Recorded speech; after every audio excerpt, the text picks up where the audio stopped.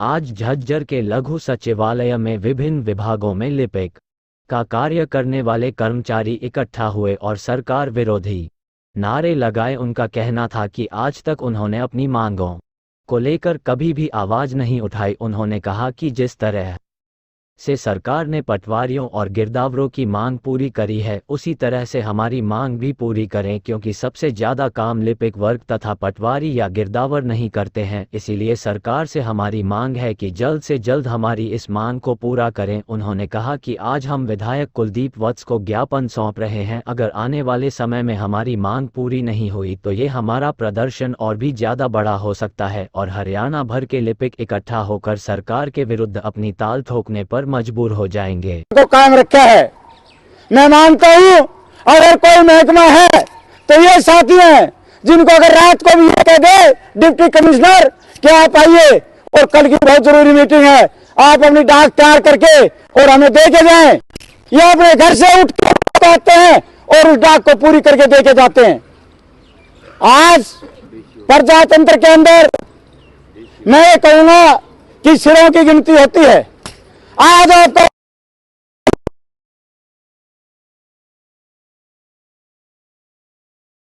कि आप जहां प्रतिशत सटा किसी सरकार की कोई हिम्मत नहीं कि हमारा पे स्केल ना दे। मैं आज आप लोगों को 15 दिन पहले जो आपके भाई आपके साथ लगातार यहाँ पे पटवारी कानून को एसोसिएशन का धरना चला, हम 12 दिन पहले उस धरने के अंदर रहे। हम हमारा साथ कोई हिम्मत नहीं सरकार की जो आज हमारा स्केल ना मिले। मैं धन्यवाद करना चाहता हूं पटवारी एसोसिएशन के साथियों का, तहसीलदार साहब का और आप साथियों का भी। आप लोगों ने कहा सरकार से हमारी क्लरिकल स्टाफ की ये डिमांड है कि जैसे पटवारियों का गिरदावरों का जो वेतनमान बढ़ाया है, इसी प्रकार क्लरिकल स्टाफ का भी असिस्टेंट का भी वेतनमान बढ़ाया जाए, क्योंकि सबसे ज़्यादा काम यही नीचे वाले तबका हमारा कर्मचारी वर्ग है। क्लरिकल स्टाफ पटवारी स्टाफ यही करता है सबसे ज़्यादा काम। और इसकी जो पटवारियों की जो मांग पूरी करी सरकार ने, हमारी भी अनुरोध है सरकार से इस मांग को, हमारी भी समस्या का जो निवारण करके हमें भी इसका फ़ायदा दिया जाए।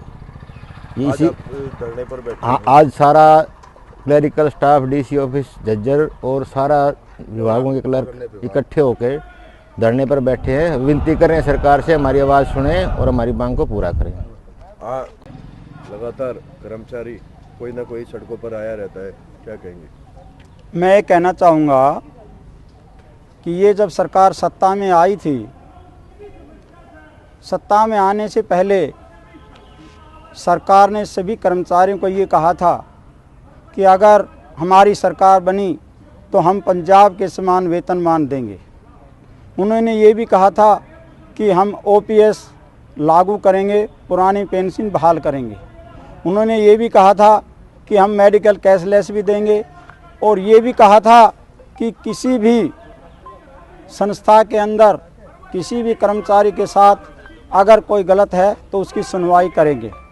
लेकिन बड़े अफसोस के साथ कहना पड़ रहा है कि सरकार ने ना तो ओपीएस लागू किया, ना पंजाब के समान वेतनमान दिया। आप ओपीएस की बात कर रहे हैं तो अपना मुख्यमंत्री ये है, मुख्यमंत्री ने कहा था अगर ओपीएस लागू करते हैं तो 2030 में दिवालिया हो जाएगा। मैं ये कहना चाहूँगा कि 2030 तक जो अभी नए बच्चे लगे हैं उनको तो कुछ मिलेगा ही नहीं। जब वो उस टाइम तक रिटायर ही नहीं होंगे तो बताओ सरकार का दिवालिया कैसे निकल जाएगा। अगर सरकार के दिवालिये की कोई बात की जाती है तो मैं ये कहना चाहूँगा कि वो सरासर गलत है।